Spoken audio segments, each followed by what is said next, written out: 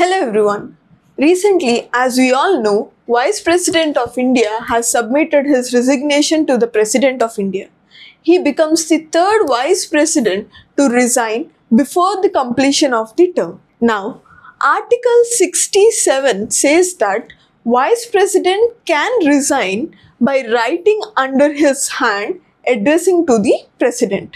And this article also gives the clauses of impeachment of the Vice President and also holding the office of Vice President even after the expiration of the term until his successor enters his office. Article 69 says that the elections for the new Vice President should be done as soon as possible, but the time limit is not prescribed. Do let me know in the comment section what is the time prescribed for the president election if the president seat falls vacant, and the term for the new vice president elected would be 5 years.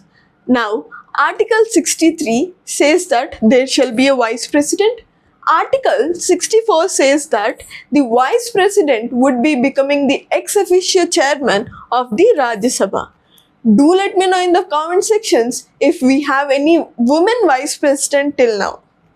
Now, Article 65 states that this vice president can act as president in his casual vacancy or absence of the president. Article 66 gives the electoral college of the vice president, that is, all the members of both the houses of parliament. And Article 66 also gives the qualifications of vice president. First, being a citizen of India.